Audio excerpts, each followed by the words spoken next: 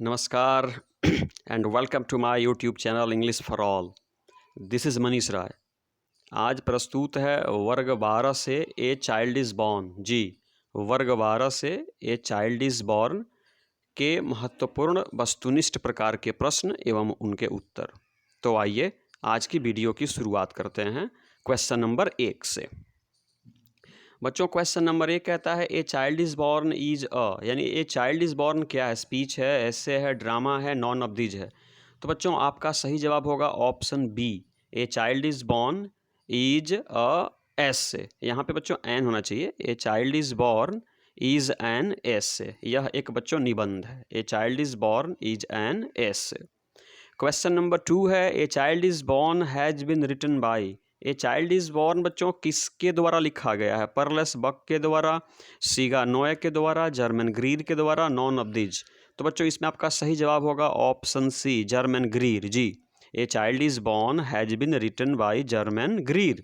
याद रखेंगे, ए child is born एक निबंध है, ऐसे है, और यह ऐसे जर्मन ग्रीर के द्वारा लिखा गया है। क्वेश्चन नंबर 3 है German Greer is born and educated in America, Japan, Australia, non of these.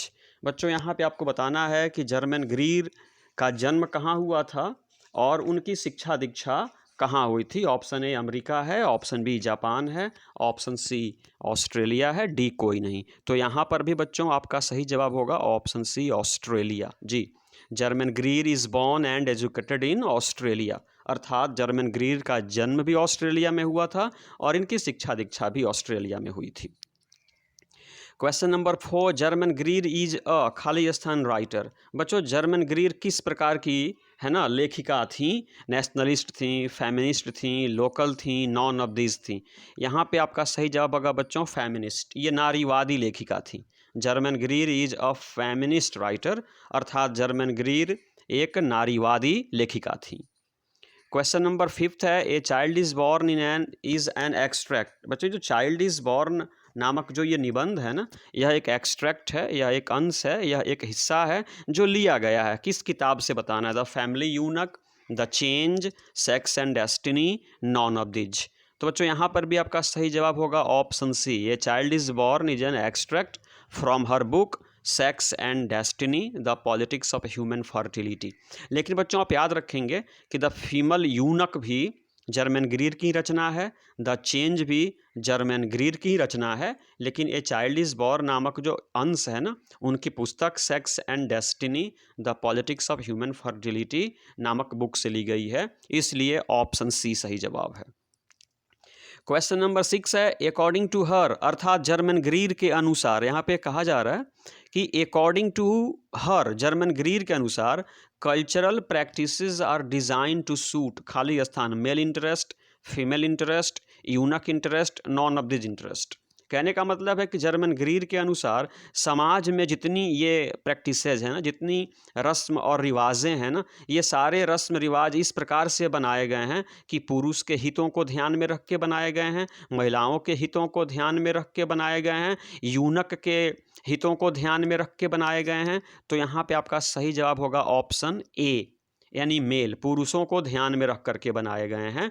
तो इसको पढ़ेंगे according to Germaine Greer cultural practices are design to suit male interest. जी, मेल इंटरेस्ट, इसलिए ऑप्शन ए सही होगा।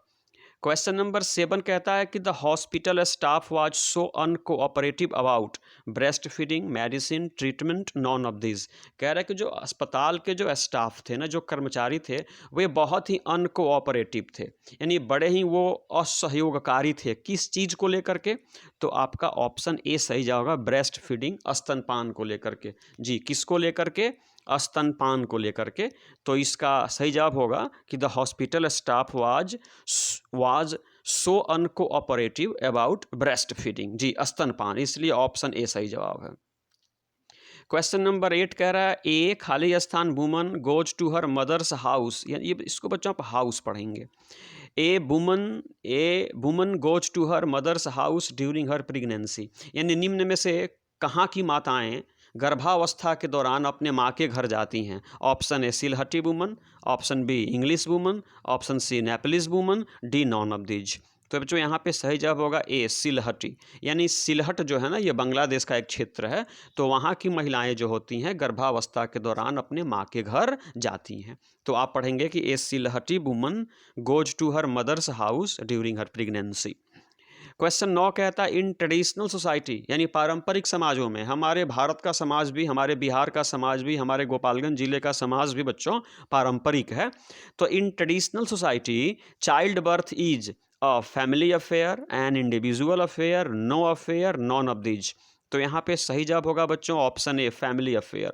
यानी पारंपरिक समाजों में बच्चे का जन्म होना एक पारिवारिक मामला होता है, यानी परिवार के सारे लोग उस जन्म को लेकर के उत्सुक होते हैं और सबका अपना अपना किरदार होता है, सब लोग अपने अपने किरदार को अदा करते हैं। इसलिए कहा गया कि in traditional society child birth is a family affair, इसलिए ऑप्शन ए सही है। क्वेश्चन नंबर 10 कहता है खाली स्थान people think that all mothers in law are unjust and vindictive, यानी कहाँ के लोग ये सोचते हैं कि सभी सासुएं, यानी जो सासू माताएं होती हैं ना, अनजस्ट, अन्यायी होती हैं और विंडिक्टिव, और बहुत ही लड़ाकू किस्म की होती हैं। कहाँ के लोगों का ये मानना है कि सासुएं जो होती हैं वो अन्यायी और लड़ाकू किस्म की होती हैं। तो ऑप्शन बी सही जवाब होगा बच्चों, वेस्टर्न पीपल थिंक, यानी पश्चिम के लोग, यूरोप के लोग ये समझते हैं कि भारत में सारी जो सासुएं होती हैं ना वो अन्यायी और लड़ाकू किस्म की होती हैं, इसलिए ऑप्शन बी सही होगा, वेस्टर्न।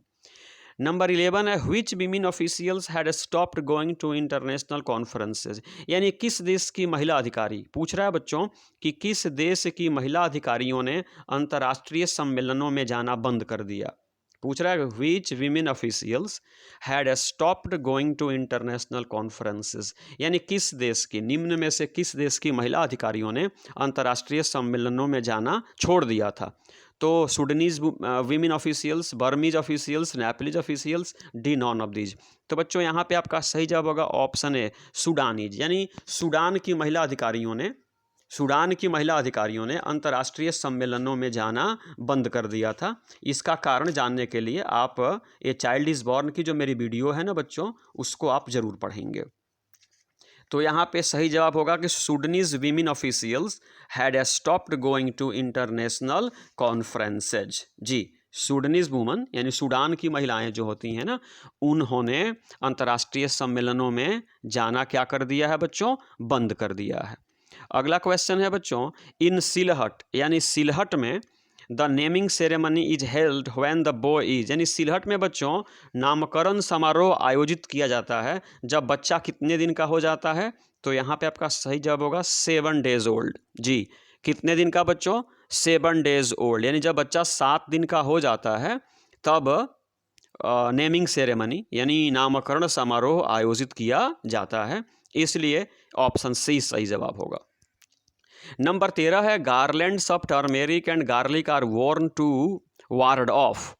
बच्चों यहाँ पे कह रहा है कि गार्लैंड्स यानी एक माला बनाया जाता है, और वो माला किसका होता है बच्चों, हल्दी का और लहसुन का, वो पहनाया जाता है जच्चा बच्चा को, क्यों, वार्ड ऑफ करने के लिए, किस चीज़ को भगाने के लिए। ऑप्शन ए फेयरीज को, ऑप्शन बी घोस्ट्स को, ऑप्शन सी इविल स्पिरिट्स को, डी नॉन ऑफ दीज को। तो बच्चों यहाँ पे ऑप्शन सी सही जवाब होगा, इविल स्पिरिट्स। बच्चों आपसे इन प्रश्नों को कई प्रकार से तोड़ मरोड़ करके भी पूछा जा सकता है। आपसे भी पूछ सकता है कि माला किस चीज़ का बनता है, तो आपका जवाब होगा टर्मेरिक और गार्लिक का। और जब माला बन गया तो माला पहना जाता है किस चीज़ को भगाने के लिए, तो ऑप्शन सी सही होगा, इविल स्पिरिट्स। जी, इविल स्पिरिट्स को वार्ड ऑफ करने के लिए वो टर्मेरिक और गार्लिक के माला बनाया जाता है। नंबर 14 है बच्चों कि during the naming ceremony the songs that are sung are about the lives of खाली स्थान इन बंगाल। अर्थात जब नामकरण समारोह होता है सिलहट में बच्चों ना, तो वहाँ पे जो गाने गाए जाते हैं तो वे गाने किनके जीवन के बारे में होते हैं। ऑप्शन ए मेन के, बी विमेन के, सी घोस्ट्स के, डी नॉन ऑफ दीज के। तो आपका सही जवाब होगा कि वे गाने जो गाए जाते हैं ना, वे सभी गाने महिलाओं के जीवन के बारे में होते हैं। जी, महिलाएं ही गाती हैं और अपने जीवन पे आधारित गीत को ही गाती हैं। उन गीतों के कोई किताब नहीं होती और वे गीत कहीं छपे हुए नहीं होते हैं। तो इसको पढ़ेंगे कि during the naming ceremony the songs that are sung are about the lives of women, यानी वे महिलाओं के बारे में महिलाओं के द्वारा ही नेमिंग सेरेमनी के द्वारा गाने गाए जाते हैं। क्वेश्चन नंबर 15 पूछता है बच्चों कि in Bangladesh little children are looked after by the, यानी बांग्लादेश में छोटे छोटे बच्चों का देखभाल किया जाता है किसके द्वारा? ए नेबर्स के द्वारा, बी फ्रेंड्स के द्वारा, सी होल फैमिली के द्वारा, डी नॉन ऑफ दीज के द्वारा।